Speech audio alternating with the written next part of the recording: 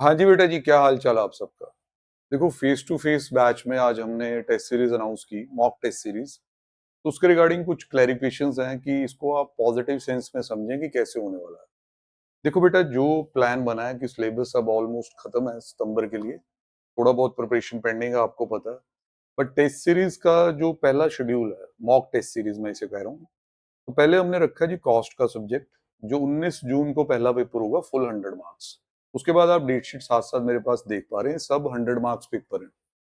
अब ये सही है, आपकी तैयारी इससे सही हो जाएगी या नहीं, वो आप मेरी बातें सुन के इवेल्युएट करो। अगर आपको लगता है सही है, देन यू डेफिनेटली पार्टिसिपेट। हमारे अकॉर्डिंग तो करना है आपको।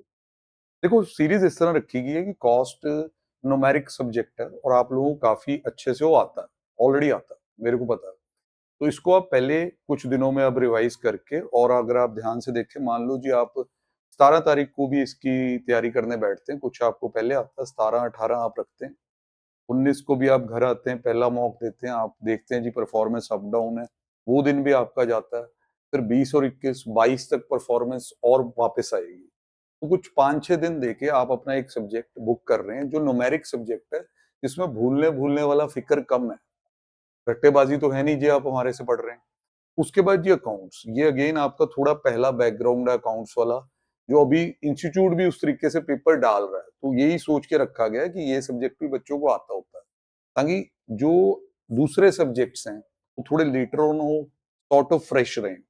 देन उसके बाद ये एफ एम एस एम आता है। इसके अंदर भी एफ एम वाला पोर्शन नॉर्मली स्कोरिंग ही है, अनलेस वो बहुत ऑड क्वेश्चन डाल दें, वो बात अलग है। एस एम थोड़ा जा आपको थ्योरी पढ़ के आना है टेस्ट में एटलीस्ट। जो कई नलायक पार्टियां हमारी घर बैठी हैं बड़े दिनों से, महीनों से ही कह लो, जिनके टारगेट थे जी इतने महीने तक ये हो जाना, वो हो जाना, फिर तो सब हो गया होगा। फिर तो आप खुद तड़प रहे होंगे कि अब तो टेस्ट हो जाए। ठीक है। फिर उसके बाद आता है टैक्सेशन, काफी आगे रखा गया है इसको। हाँ, इसमें अब मैं ये बता दूं कि प्लानिंग किस तरह। मान लो अब आप फ्री हो टोटली, आप दिन में 12 घंटे पढ़ रहे हो, इतना पढ़ना भी चाहिए दो ग्रुप वाले को। तो भाई, अगर आपका जो कोर सब्जेक्ट है जिसका टेस्ट होना, उसे मैं कोर कह रहा हूँ, कॉस्ट आपको आती है, अच्छी आती है आपको, आप देख रहे हो यार 4-5 चैप्टर हैं, अपना टाइम निकालते हो कि ये 5-6 दिन जो कॉस्ट को देने हैं, उसमें मैं 8 घंटे दे देता हूँ तो बहुत है। 4 घंटे आपका जो सब्जेक्ट इस चारों में नहीं है, जैसे ऑडिट और लॉ है, उसे भी दिए जा सकते हैं। टैक्सेशन में सिलेबस बहुत ज्यादा है, चेंज के लिए सब्जेक्ट चाहिए होगा, 12-12 घंटे एक सब्जेक्ट नहीं पढ़ा जा सकता, वहां टैक्सेशन पढ़ा जा सकता है। तो टैक्सेशन के जब एक्सक्लूसिव दिन आएंगे, मतलब 6 जुलाई के बाद, वो तो ये टाइम ले जाएगा आपसे, उसमें तो 12 घंटे आप इसे दोगे, 12 घंटे भी ले जाएगा, पर उतना पढ़ा नहीं जाएगा। तो 8-9 घंटे के बाद 3 घंटे वहां भी आप अपना ऑडिट लॉ चलाओ।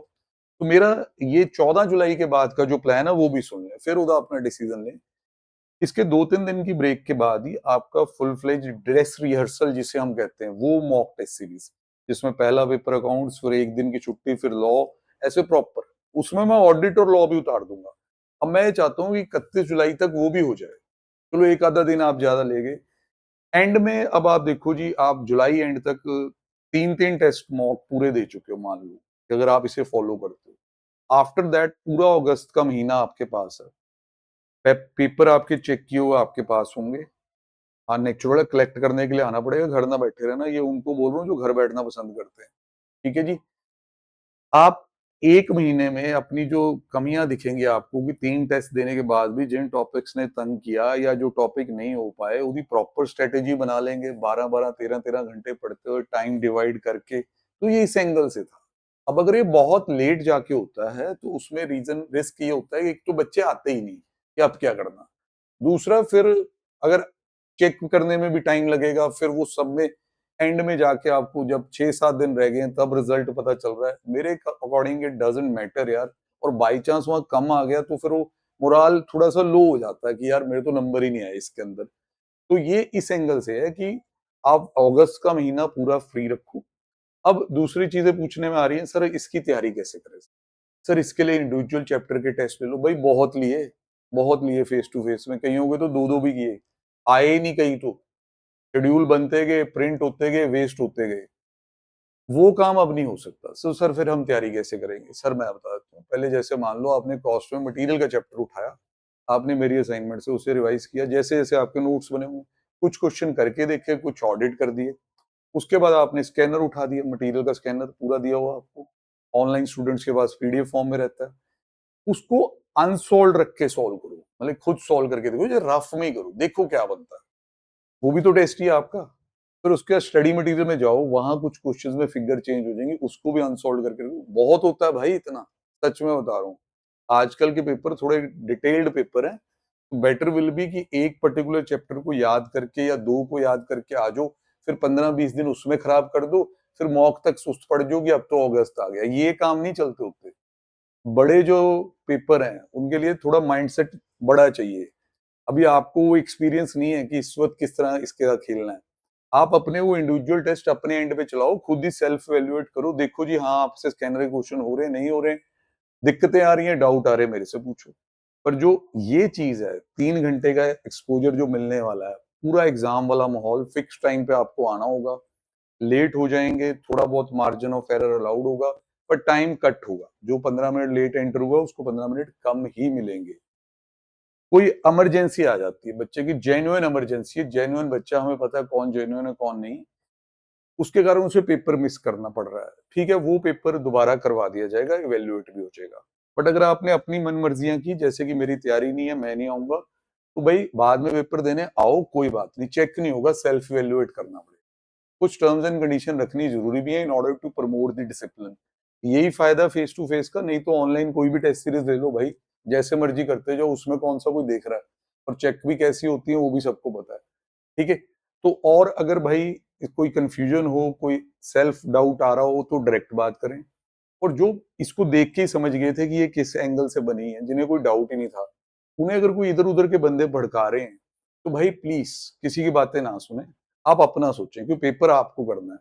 ये बहुत सोच समझ के प्लान्ड है, कि जो सब्जेक्ट स्लाइटली पुराने हैं अगर या आते हैं, जैसे कि कॉस्ट, उन्हें पहले कर लिया जाए, तो अभी वो अगर पुराने हो भी जाते हैं, जैसे बच्चा सोचता है जी इतने दिन हो गए उतने दिन हो गए, तो कोई ज्यादा फर्क नहीं पड़ने वाला।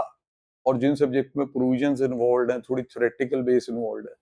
फिर आपकी एक क्वेरी और है, sir audit law, sir audit law का एक एक फुल मॉक तो ले ही रहा हूँ ना, लास्ट वाला जो आपने देना है उसमें तो आ ही रहे हैं, उसके आप कोई चैप्टर वाइज या वैसे कोई देना चाहते हैं तो इन बिटवीन आप मेरे साथ शेड्यूल कर सकते हैं। फिर एक और कहानी भी है, बाहर के बच्चे सर जिन्होंने आपसे नहीं पढ़ा हुआ, यार वैसे तो ये फेस टू फेस स्टूडेंट ने वहां पे ये टेस्ट देने, पर रिकॉर्डिंग वालों को लिए तो ये पीडीएफ फॉर्म में जाएंगे शेड्यूल्ड मैसेज के थ्रू। हाँ, कोई अगर ज्वाइन करना ही चाहता है, उसकी एक नॉमिनल फी या चार्जेस होंगे, वो मेरे को कांटेक्ट कर सकता है, अपना face to face sector 32 Chandigarh आके, टाइम फिक्स्ड होगा भाई, और उसमें लिमिटेड ही सीट्स होंगी, हम ज्यादा बंदे अकोमोडेट नहीं कर पाएंगे, तो टाइमली आप कांटेक्ट कर सकते हैं। All the best, we make full use of it, फालतू की चीजें छोड़ो, जैसे बोला वैसे पढ़ना स्टार्ट करो। वो भी आपको बता दिया कि अगर आपको लगता है कि ये सब्जेक्ट्स आते हैं, दोहरा रहा हूँ, तो आप बाकी जो टाइम है 2:1 की रेशियो कर लो, जिसका पेपर है उस जितना आपने बैठना है, 12 घंटे, जो 9 घंटे जो भी बैठना है, 2:1 में बांट लो। 4 सब्जेक्ट मतलब जिसका पेपर है 2 वाला 2/3 टाइम उसका, 1/3 बाकियों का। And if you have any other plan, कि आपको बहुत अच्छे से कुछ प्लान है, वो सही जा रहा है, और आप ये टेस्ट देना ही नहीं चाहते, सर मैं फिर भी आपके साथ हूँ, ऑल दी बेस्ट। हाँ, टेस्ट मैं यही ले पाऊंगा, आपके लिए कोई एक्सक्लूसिव नहीं कर पाऊंगा। हाँ, आपके जो डाउट्स वगैरह आ रहे होंगे प्रिपरेशन में, वो आप मेरे साथ डिस्कस कर सकते हैं, ठीक है जी। मेरे अकॉर्डिंग अब इसके बाद कोई आपको लैक ऑफ क्लैरिटी नहीं होना चाहिए, कि पूरे जी जान से जिसे कहते हैं कि आप एफर्ट करें और बहुत बढ़िया करके दिखाएं। All the best, done.